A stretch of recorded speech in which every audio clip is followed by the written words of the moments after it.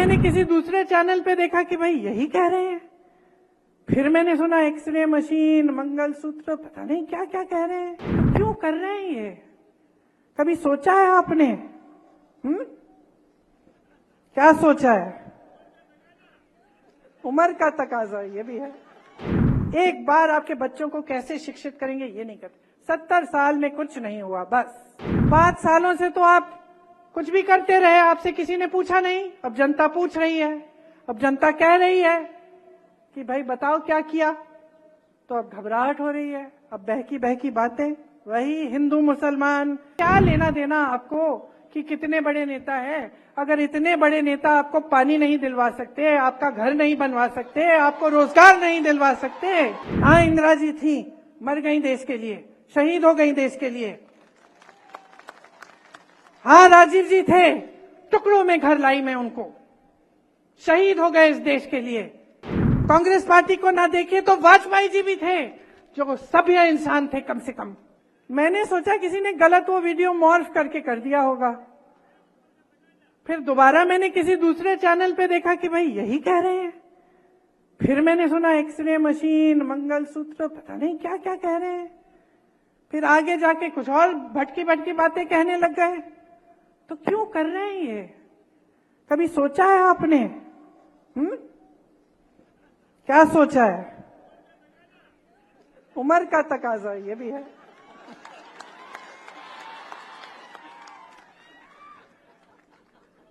कभी आपने सोचा है कि आपका ये जो वोट है कितना कीमती है? कितना कीमती है? इससे 5 सालों का भविष्य बनने जा रहा है। इससे आप तय कर रहे हो कि अगले 5 सालों में गैस सिलेंडर कितने का मिलेगा। इससे आप तय कर रहे हो कि कोई जब दुकान जाओगे कि कुछ खरीद पाओगे कि नहीं। इससे आप तय कर रहे हो कि अपने नौजवान बच्चों को रोजगार मिलेगा कि नहीं।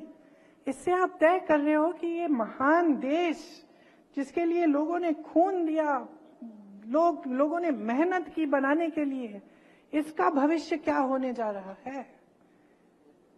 और आज तो हम इस जगह पहुंच गए हैं कि 10 साल इनकी सरकार चली है। मुझे नहीं लगता कि 5 साल और ये देश सह पाएगा। अब तक तो सह लिया, अब संविधान बदलने की बातें हो रही हैं। कह रहे हैं 400 पार, हम संविधान बदल देंगे। क्या करने जा रहे हैं क्या पता।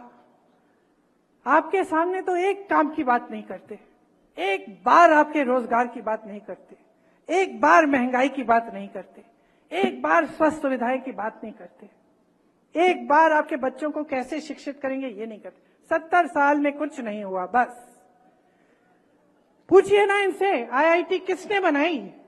इन्होंने बनाई कितनी? ठीक है, कांग्रेस ने बनाई इनसे पहले, इनके काल में कितनी नहीं बनी।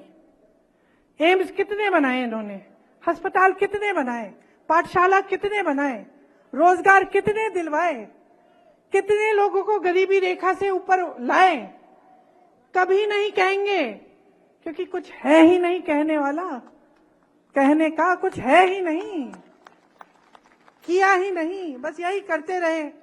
बड़े बड़े इवेंट, बड़ी बड़ी महलों में जाके किसी राष्ट्रपति से मिलना, कहीं दुनिया भर में कहीं घूमना, यही करते रहे। अब टाइम आ गया है रिपोर्ट कार्ड का, टाइम आ गया है। 5 सालों से तो आप कुछ भी करते रहे, आपसे किसी ने पूछा नहीं। अब जनता पूछ रही है, अब जनता कह रही है कि भाई बताओ क्या किया।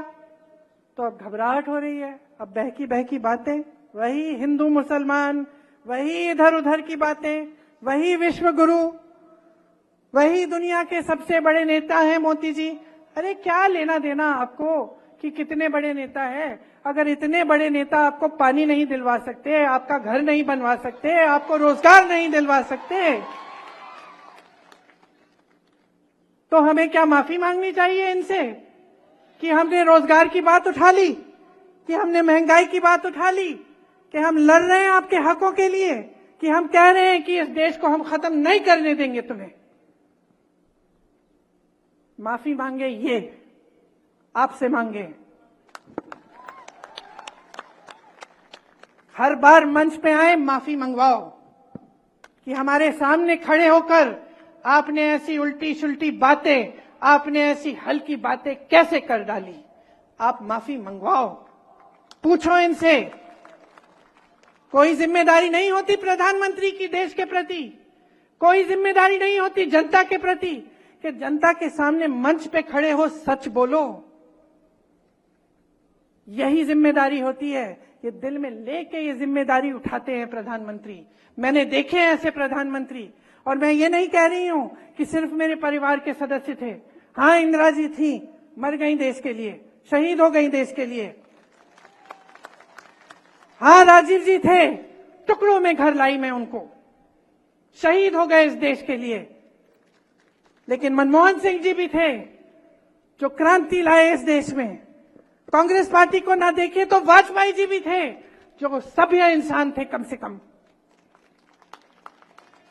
और मैं दावे के साथ कह सकती हूं कि ये देश का पहला प्रधानमंत्री होगा जो आपके सामने इस तरह से झूठ बोलता है, जिसके दिल में इतनी भी भावना नहीं है कि मैं जनता के सामने बोल रहा हूं, मेरे मुंह से सच निकलना चाहिए। इन्होंने कितनी गाली दी हमारे परिवार को, इससे हमें कोई परवाह नहीं है। किसी को नहीं छोड़ा, मां को नहीं छोड़ा, पिता को नहीं छोड़ा, दादी को नहीं छोड़ा, दादा को नहीं छोड़ा, परदादा को नहीं छोड़ा, भाई को नहीं छोड़ा, पति को नहीं छोड़ा। कोई बात नहीं करते रहे। 56 इंच का इनका सीना नहीं है, इनका सीना नहीं है, लोहे के सीने हैं हमारे। करते रहें, लेकिन देश के सामने इस तरह के झूठ बोलना, इस स्तर पे आना देश के सामने कि कोई राजनीतिक दल आके एक्सरे लेकर आपके घर में घुस के, मतलब मजाक की बात है। तो मैं सिर्फ एक आग्रह करने आई हूं आपसे कि इस बार जो आपका वोट है ना, वो किसी नेता के पक्ष में नहीं, किसी पार्टी के पक्ष में नहीं, ये वोट आपका वोट है। अपने देश को दो, इंडिया को दो। गठबंधन का नाम भी इंडिया है, लेकिन आप सोचिए, ये आपका देश है, ये आपका देश है। अपने देश को अपने दिल में रखो।